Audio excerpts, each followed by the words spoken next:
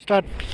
Now we are trying to find a very interesting evidence to show how this lake at Ladakh Scouts entrance was formed, and we see a very interesting specimen here. These are all sandstone, and here also we find sandstone. Here also we find sandstone. This is purple colored. So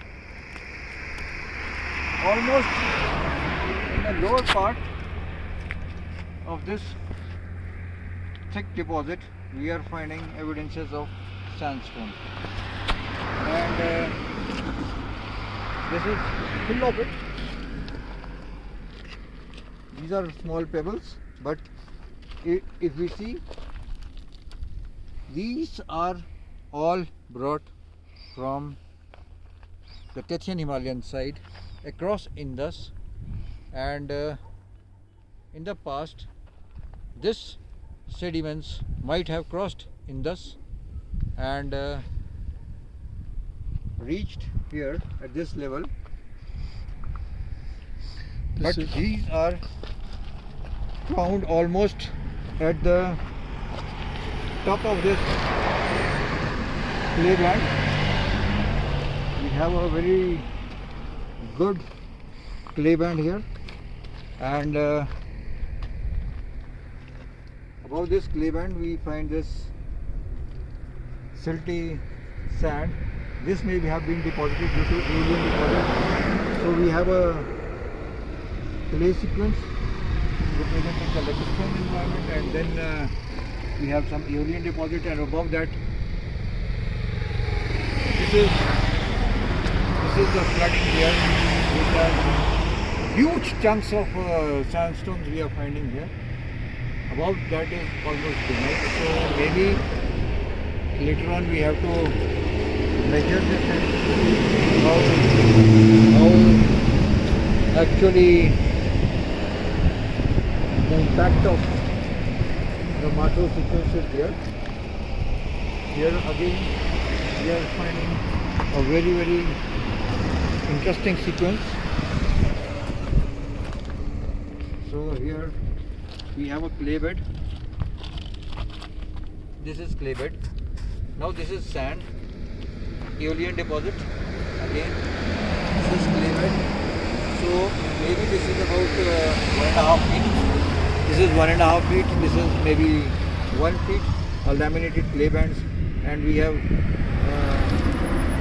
alterations, very good color changes as we have seen in Spituk. So here also we are seeing alterations of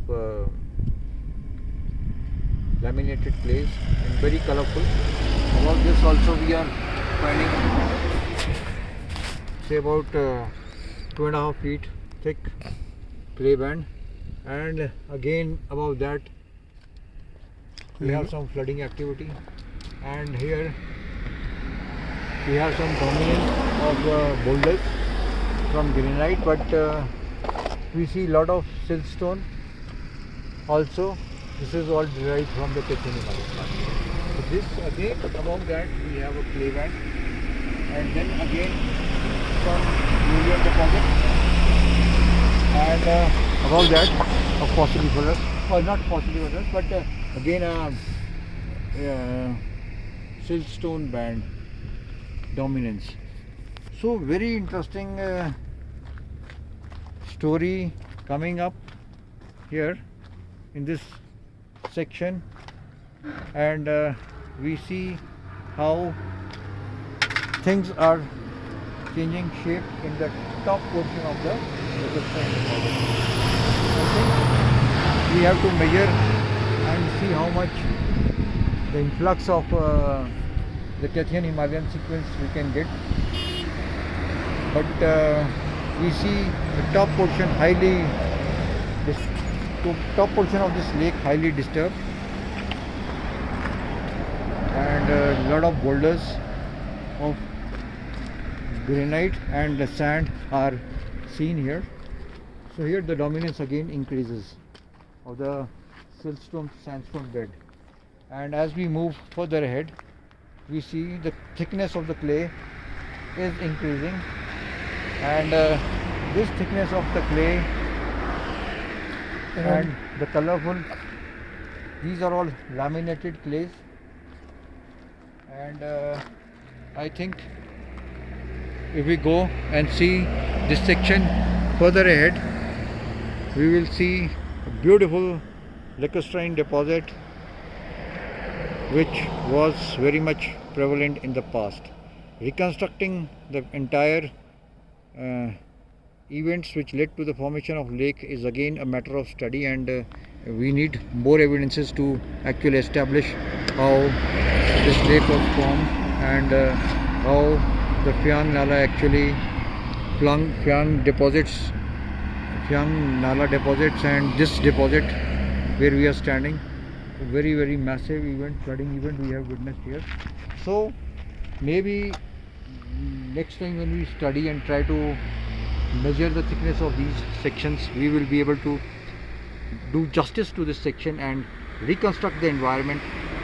But we are very much sure that the theory proposed by earlier workers, that Phayang Nala was responsible for this blockade of Indus, and this blockade of Indus led to formation of a 40 kilometers lake, is totally not established. We don't find any evidence to support that theory anywhere, not even in Phayang, neither in Spituk nor in Che and other sections which we have studied.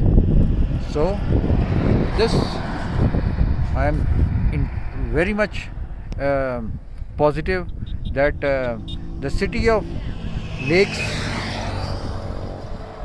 if we call Leh city of lakes thousands of years ago, it will not be an exaggeration, and we will be doing full justice if we can establish all these lakes to its full glory in the past by substantiating it with lot of evidence which we will get in the field. Thank you.